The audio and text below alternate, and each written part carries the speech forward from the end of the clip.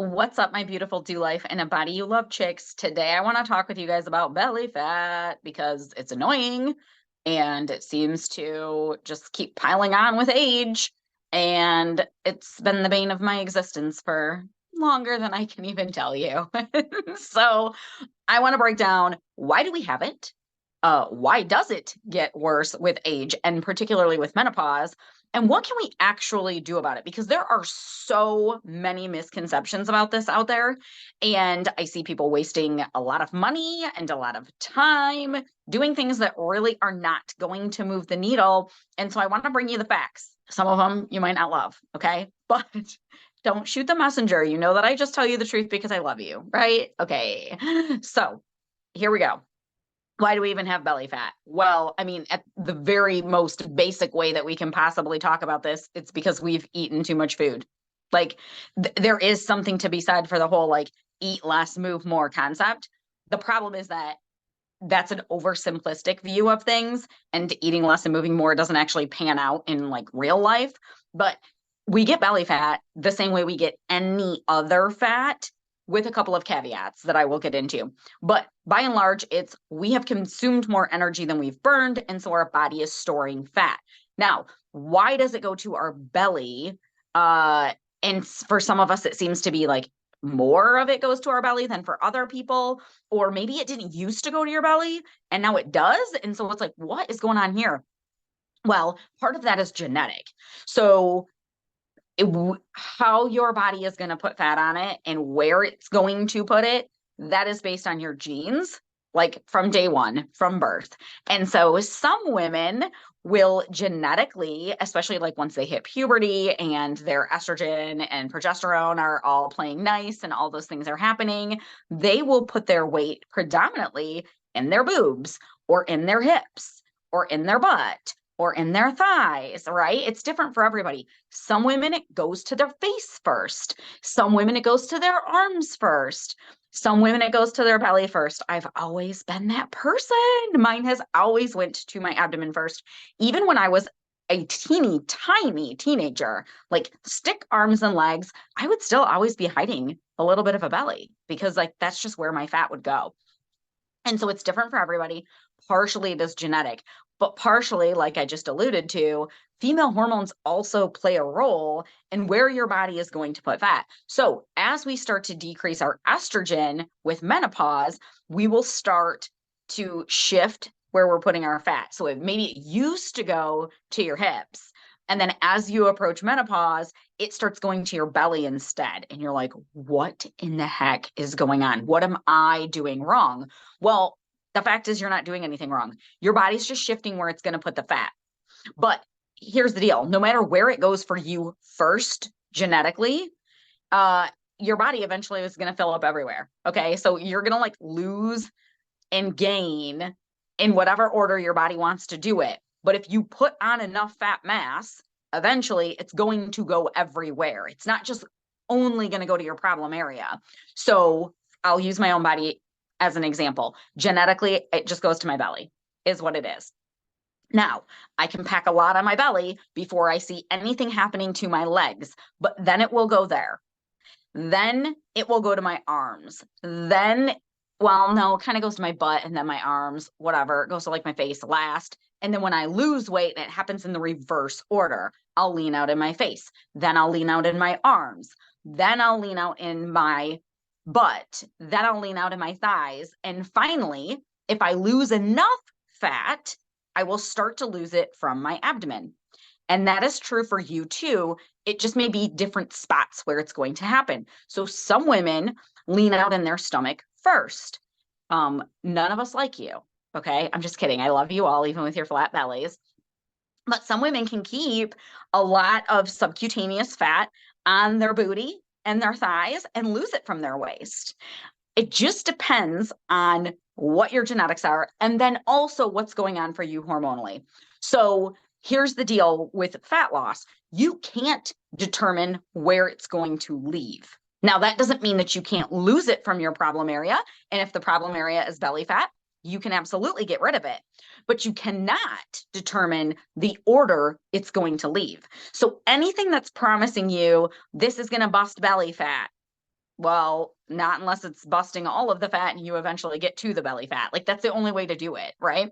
And so there's not magical supplements, there's not magical workouts, there's not magical detoxes or fancy elixirs or anything that is going to get rid of your belly fat specifically, unless it's just helping you lose overall fat, and then it'll get to the abdominal fat loss whenever your body decides it's darn good and ready. Oof, that's the bad news. Okay. So what about doing like core work and stuff like that? Should we just give up all of our core work? No, absolutely not. But I don't think you should hyper focus on it either. So you want a strong core. And by the way, your core is not just your abs, like the abs that we think of. It's also your glutes. So build that booty, ladies. It's your back muscles. It's basically your trunk, like anything that's not like your leg and your arms, that and your head, like that's your core. And you do want that to be strong, but you don't want to disproportionately just be doing crunches all the time. Like you want core strength everywhere, your whole entire core. Plus you do want strong arms and strong legs. So you should be doing core work incorporated with all of the rest of your strength training, not only hyper focusing on your core work, because you can do sit-ups until the cows come home. But if you're not dialing in the nutrition piece of this, you're not going to lose any fat from your belly. You will build abdominal muscles. You will never see those muscles because you have to do the nutritional piece as well. So they always say like abs are actually made in the kitchen, not the gym. I mean, it's kind of true, but kind of not. You do need to have muscle there in order to be able to see it, but you have to lose fat in order to see the muscles that you want to see there, right? So core work's not a waste of time, but you can't just hyper focus there either. So what can we do then? Well, all of the things that you do to lose weight from any other part of your body. But here's what I recommend you do. If you are bothered by your belly, and this is actually true if you have other problem areas as well, okay? But I'm going to speak about the belly, but if you're not bothered by your belly and you're bothered by your arms, just insert arms into this conversation. Works the same. But let's say that your belly is what's bothering you right now, and you go implement a really solid plan where you're going to get your body into an appropriate calorie deficit. Now, if you've been around for a minute, you know what I mean by that. It doesn't necessarily mean you're even counting calories, but if you are counting calories, it does not mean that you just ran some numbers off of an online calculator. When I'm calculating calories for our clients, which most of our clients don't even do, I would say, I don't know, 30% of them do. But if they're going to, it's like we're monitoring them for a couple of weeks, what they already eat. And then I'm calculating things by hand. And there's like a lot that goes into it. It's not like just find some number off of some random calculator and put yourself in a calorie deficit. Because here's the deal. What is a calorie deficit for you?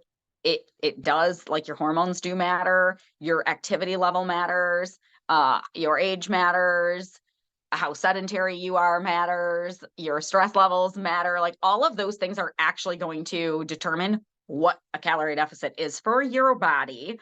But here's the deal. You have to be in some sort of a calorie deficit in order to lose fat. That doesn't necessarily mean that you need to eat less food. If you're an undereater, we might actually need to repair your metabolism, boost some things up and give you more food. Whatever. That's a whole nother rabbit hole. But how you're going to get rid of belly fat is by getting rid of all the other fat. So you got to figure out what is that plan going to look like for you. Now, here's the spot that's very specific that I want you to pay attention to as far as belly fat or wherever your problem area is. I don't want you to only focus on that area as you're losing weight. So here's what we do. Because you do need to be assessing. Let me back up. You do need to be assessing if your plan is working. Like you don't want to be just belaboring some plan that is getting you no results. But the mistake that we make when we're trying to lose weight is we will look at only the scale or we'll look at only our problem area to try to decide if we're losing fat. Well, that's a terrible idea for obvious reasons. So my problem area is my belly. And let's say that I've been on some plan for like 2 weeks and maybe the scale's moving a little bit, maybe it's not, whatever. But like, what if I'm losing fat off of my body, but it's coming off of my face because that's where it leaves first, and it's coming off of my arms, But I'm not really noticing that because I don't care about my face or my arms. All I care about is my belly. So every day I get up and I weigh myself, and then I look in the mirror and I'm like, still got all my rolls, because I do this weird little dance in the mirror where I like play with all my fat. It's weird and disturbing. But anyways, if I'm only doing that, I'm not going to notice that my plan is working. And then I'm going to have diet ADD, and I'm going to be like, oh, I got to go do this thing. Oh, I got to go do this thing, because I'm only focusing on my problem area. So you really want to expand what you're using as like evidence that your plan is or is not working. So don't only look at your belly. Take selfies if you lose it from your face first.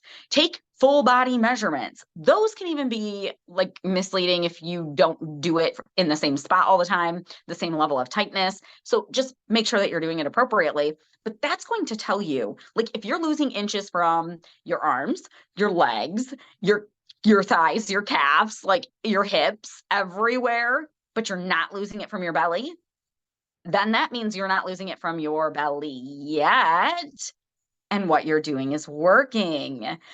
If you're not losing any inches from anywhere, your clothes fit exactly the same in the sleeves and in the thighs and in the waist, and like nothing is changing, then your plan is not working. We need to evaluate. You got to make a sharp turn somewhere. Either you need more food, less food, more movement, less movement. I don't know what you need. It's like so individualized. But the point is, there isn't like some magical recipe, some secret sauce for losing abdominal fat. That's all marketing BS. And truth be told, I do talk about losing belly fat when I'm like marketing my free challenges to you guys and things like that.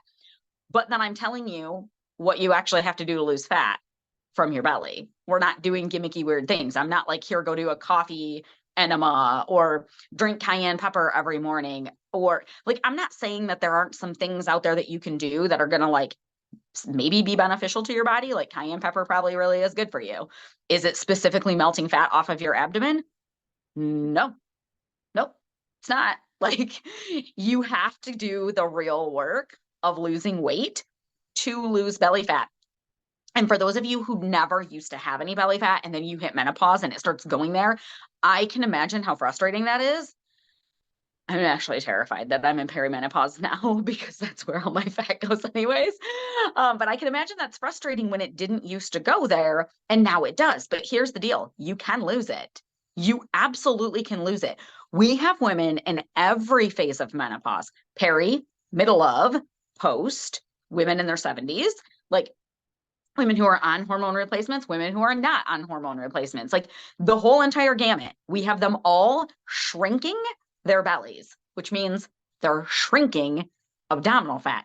So you can do it, but I want you to put your horse blinders on and not pay attention to the random TikToks and the random influencers who are like, do this one exercise and it's going to blast your belly fat, or you need to give up all of your carbs. That's the only way that you can blast belly fat, or you have to give up dairy, or I mean, like, some of you might need to give some of those things up.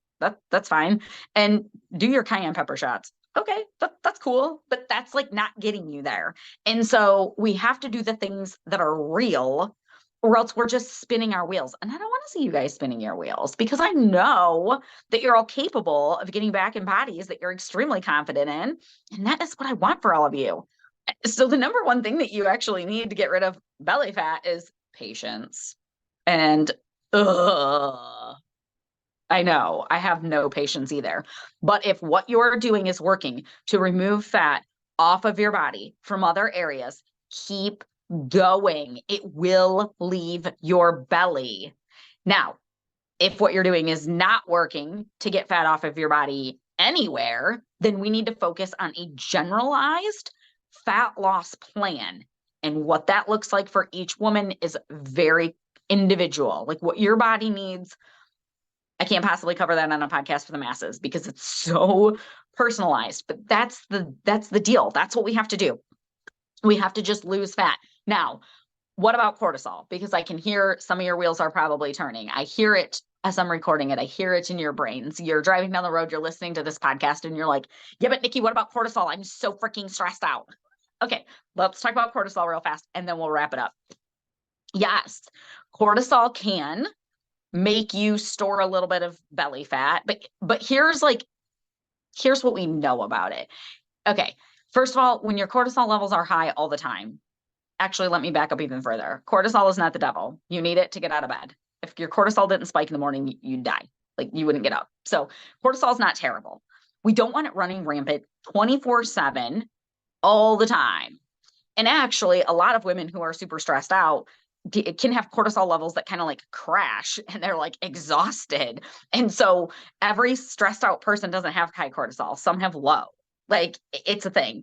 So we do want some cortisol, but you don't want it going all the time. But here's what happens. It really, probably the number one way that it makes us gain weight is that it helps or it, blah, blah, blah, blah, blah. You guys, I'm like not a wordsmith today. I cannot talk. Oh, when your cortisol is high, you can't regulate your appetite very well. You're hungry or you're so stressed out that you have no appetite. So where are my stress eaters? And then where are my stress food avoiders? People tend to fall in one camp or the other. Or maybe how stressed out you are determines if you want to go binge and eat your feelings and calm yourself down, or if you're so incredibly upset that you then can't eat. Okay, so when cortisol is high, it's affecting our appetite. It's also affecting like how well we regulate our blood sugar, because you do have all of these crazy things that are happening in your body. And so if your blood sugar's all over the place, you're going to have more cravings, things of that nature. And then there is some thought that cortisol actually does make us deposit visceral fat. So visceral fat, you don't actually see visceral fat. That's around your organs. It's terribly unhealthy. Like it's the last place that you want it. And in some ways, like if you get enough of it, you can start to kind of see it, but it's not subcutaneous fat. It's not like the stuff that's right under the skin where I do my weird little dance in the mirror and I poke at all my belly fat. That's not the visceral fat. That's not what cortisol is doing. That's subcutaneous fat. So visceral fat around the organs, if you get enough of it, sure, your belly can get bigger, like your waist circumference can get bigger. But typically when we're thinking about like belly fat, we're thinking about like subcutaneous belly fat that we can like poke at and prod at and we can tell that it's fat and it's there. So can cortisol be putting belly fat on us? I mean, yes, technically. But again, here's the deal. Stress management is actually part of a well-balanced fat loss plan. Like that is something that we deal with our clients. It's food, movement, sleep, stress, relationships. It's like all the things. All the things are what determine how well you're going to be able to adhere to a fat loss plan. So can cortisol cause a little bit of belly fat? Yes. Is focusing on cortisol as being the reason that we're storing belly fat, is that an accurate way to look at it? Probably not. Probably not. That's probably chasing a red herring. So for like, I'm all about you doing things that calm your stress. 100%. You should totally do that. It's going to help you lose weight. It's going to help you be a happier human. It's going to help you have better impulse control, all the things. So you should absolutely do appropriate stress management tools. I'm here for it. Taking a bunch of weird things that are supposed to decrease your cortisol, or weird shots of things that you don't like every morning to decrease your cortisol and all of that, while we're not addressing things like our food, our movement, our sleep. No, it's chasing a red herring. So yes, it matters, but it's not the whole enchilada of it. You know what I mean? So don't jump down the rabbit holes, down all of these weird things that are supposed to like help us burn our belly fat. Just focus on a solid nutrition, movement, sleep, stress management kind of plan where you're going to sustainably lose weight. You don't want to crash diet to get your belly fat away, because here's what's going to happen. Remember when I said what determines what is a calorie deficit for you depends on many variables. Well, one of those variables is how much muscle you have on your body. And if you go crash diet, now, I guess we need to define what crash dieting is. To me, if you're losing excessive amounts of weight, it's a crash diet. Like if it's taking weight off of your body rapidly, it's a crash diet, because it's also going to dip into your muscle. It is impossible for you to lose more than a certain threshold of fat off of your body at a time without also dipping into your muscle. So here's what we do when we crash diet. We lose fat. we lose muscle, we end up with nutritional deficiencies because we're not eating enough food. And all of that, by the way, affects your hormones and everything else, right? So our body is in a worse position at the end of the diet, even though we're lighter. Okay. But then we don't stick with the diet anyways. And now our body is in a worse spot. Basically, our metabolism is slower. Maybe we have some nutritional deficiencies and our hormones aren't even like having everything that they need. And so we're going to put the fat back on. Now, how many times have you experienced this? You put the fat back on, you get back up to the weight that you used to be, maybe even more than you used to be. And you're like, but this looks even worse than it used to. And then you diet again and you get back down to like your goal weight, quote unquote, but it doesn't look good. And you're like, but I used to look good at this weight, but now I like look soft and fluffy and I have more belly fat. That's because you lost muscle. And every time that you diet, you're losing more and more of it.